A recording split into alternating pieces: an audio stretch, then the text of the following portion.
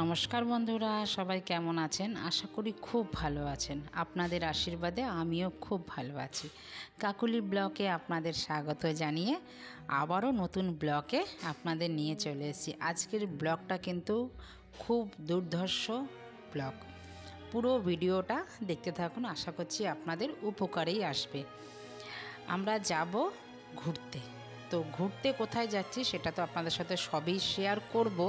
তো ঘুরতে যাওয়ার আগে আমি কিভাবে প্রিপারেশান নেই সেই ভিডিওটাই আজকে 3টে পার্টে আসবে। তো আশা করছি আপনাদের খুবই ভালো লাগবে আর উপকারও লাগবে।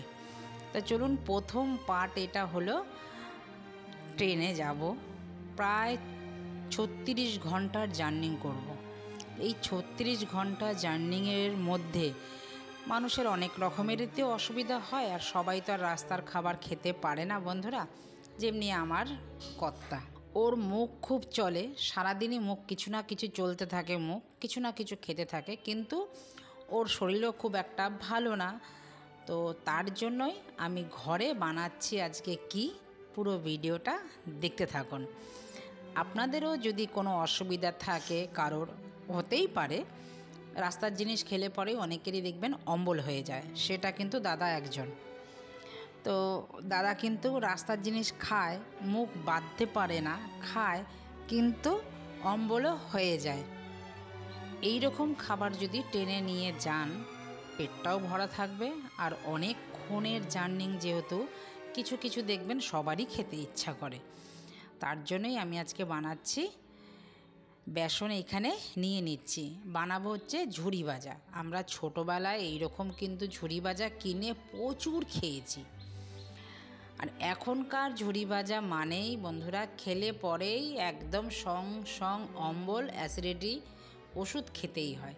তো ঘরেই যদি ফ্রেশ তেল দিয়ে ভালো বেসন দিয়ে যদি বানানো যায়, তো কিন্তু সেই সমস্যাটা কিন্তু হয় না। আমি তার জন্যই ঘরেই আমি বানিয়ে নিয়ে যাই। এখানে নিয়েছি 4 প্যাকেট বেসন।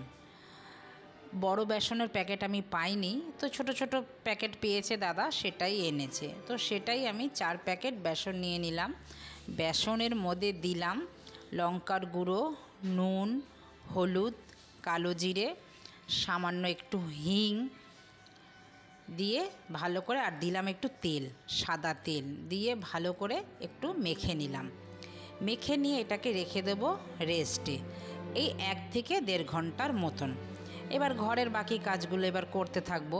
একা হাতে কাজ করি, এইভাবে কাজ না করলে কাজ করে মানে কুলাতে পারবো না, পেরে উঠবো না ঠিক। আর সব কিছু ঠিকঠাক মতন আমি যেটাই করি সব কিছু একটু পারফেক্ট করার চেষ্টা করি। জানি না কতটা পারফেক্ট করতে পারি, সেই জন্যই আমি একটু চেষ্টা করলাম এগুলো ঘরের খাবারগুলো নিয়ে যাওয়া। সকালবেলা উঠে আগে জানেন তো এই বেসন কিন্তু আমি রোদে দিয়ে রেখেছি, যদি পোকা টোকা থাকে বেরিয়ে যাবে। তারপরে চিড়ে যে ভাজবো সেটাও আবার রোদে দিয়ে রেখেছিলাম, বাদাম রোদে দিয়ে রেখেছিলাম, কোনো রকম যদি পোকা থাকে সেটাকে সব বেরিয়ে আসবে। এবার দেখুন, চিড়ে নিয়ে নিয়েছি, বাদাম নিয়ে নিয়েছি, আর বেসন আমার 1 ঘন্টা মতন রেস্টে ছিল। এবার দিয়ে দিয়েছি অনেকটা পরিমাণের সাদা তেল। সাদা তেল, ঘরের তেল, কোনো অসুবিধা হবে না, আর এটা যত খুশি তত খাওয়া যাবে, টেস্টিও হবে।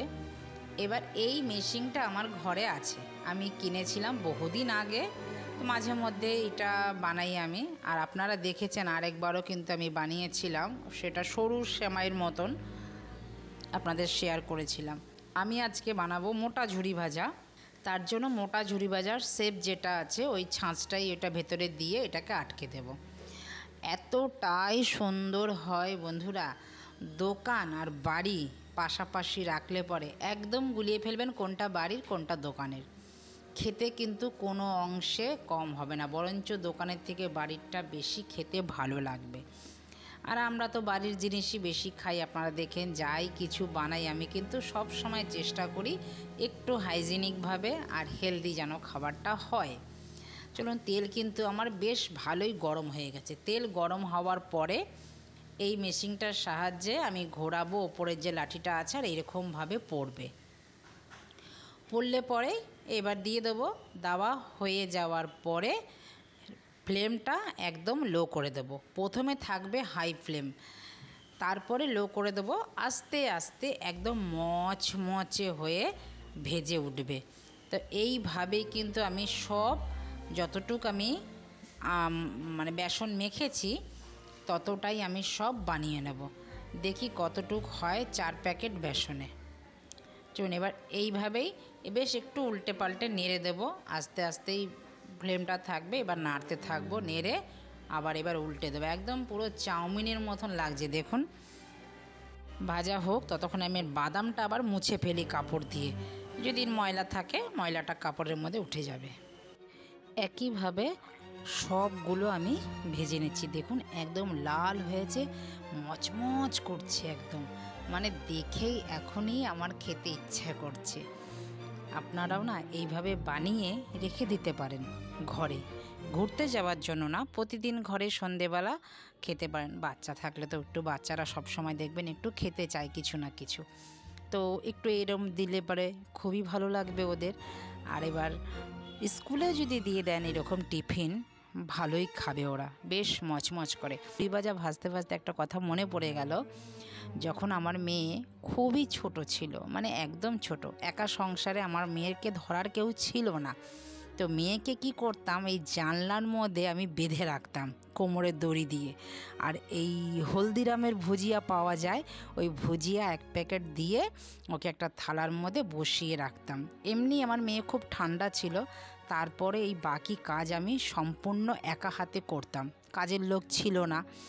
তো রান্নাবান্না বোঝেন, অনেক রান্না ছিল তখন, অনেক কিছু রান্না করতে হতো, ইচ্ছে না থাকলেও করতে হতো। অনেক সময় বাচ্চা ছোট যেহেতু ছিল, পেরে উঠতাম না একা হাতে এত কাজ, শরীর না দিলেও আমাকে করতে হতো, ওটা ছিল আমার ডিউটি। মানে ওই যে সরকারি চাকরি করলে জানেন না, যে যত অসুবিধাই হোক আপনাকে সেই কাজটা সম্পূর্ণ করতেই হবে, কেউ বুঝবে না। সেরকম না, আমার যে বাচ্চা যে এত ছোট ছিল, কেউ বুঝতে চাইতো না। সেই রোজ রোজ সেই পঞ্চপদের যে পঞ্চব্যঞ্জন, যে জামাই ষষ্ঠীতে খেতে হলে যেরকম খাওয়া হয় আমাদের বাঙালি বাড়িতে, প্রতিদিন আমাদের বাড়িতে সেই রকম রান্না হতো, প্রতিদিনই জামাই ষষ্ঠী হতো, তো সেইভাবেই খাওয়া দাওয়া দিতাম। পার্থক্য শুধু একটাই ছিল, সরকারি চাকরি যারা করতো, তারা মাসের শেষে বেতনটার আশায় একটা সারা দিনের পরিশ্রমটা ভুলে যেত, কিন্তু আমার এখানে কোনো বেতন ছিল না, শুধু ছিল অপমান আর লাঞ্ছনা। তো তা নিয়েই খুব খুশি ছিলাম। চলুন আপনাদের সাথে গল্প করতে করতে আমার কিন্তু চিড়ে ভাজাও হয়ে গেল। চিড়ে যত তেলটাকে তাতাবেন তত তেলটা কিন্তু ফুলবে বন্ধুরা। দেখুন চিড়ে কিন্তু একদম ফুলে ফুলে উঠেছে একদম। তো আমার চিড়েও কিন্তু ভাজা কমপ্লিট হয়ে গেল আপনাদের সাথে গল্প করতে করতে। কিছু অনেক দিনের জমানো কথা ফেসবুকে মাধ্যমে আমি বলতে পেরে আমার খুব ভালো লাগে। আপনারা বন্ধুরা, এত বন্ধু আমার হয়েছেন এখন। চলুন আমার কিন্তু ভাজা হয়ে গেছে, দেখুন 1 থালা চিড়ে ভেজেছি, আর আমার গাছের কারি পাতা একটা বাটি ভেজে নিয়েছি। আর এখানে মানে মুচমুচে আপনাদের আওয়াজটা শোনাই কতটা মুচমুচ হয়েছে। বাদামও ভেজে নিয়েছি, অনেকটাই হয়েছে। চলুন এবার ডিবার মধ্যে ভরে নিই, আর আওয়াজটাও শুনুন কত মচমচ হয়েছে।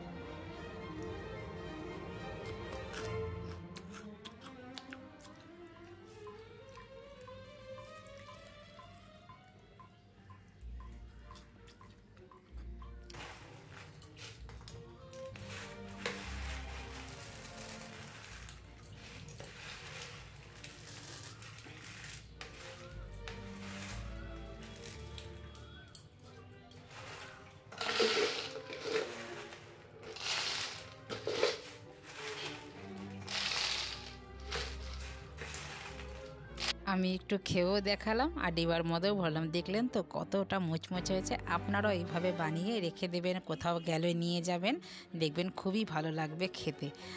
অনেকটাই হয়েছে, 1 ডিবা ঝুরি ভাজা হলো, আর 1 ডিবা চিড়ে ভাজা হলো, আর বাদাম হলো।